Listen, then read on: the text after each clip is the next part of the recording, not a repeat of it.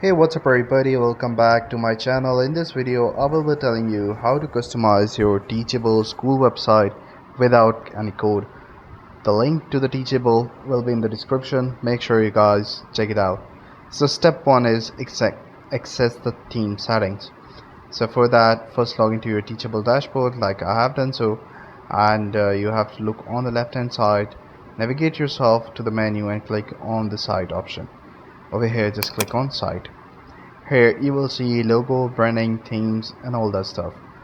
Now upload your logo over here and then a thumbnail and the favicon. So right at the start of the theme page you will see the options to upload your brand images. Here you can easily drag and drop your school logo, your favicon and school thumbnail. Make sure they are high quality so your site looks super professional.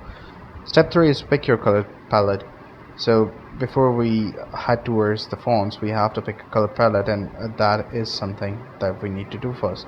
Here there are different options, but you can add your own custom uh, code of the color. You can do that as well. Then upload your fonts by going to the font family.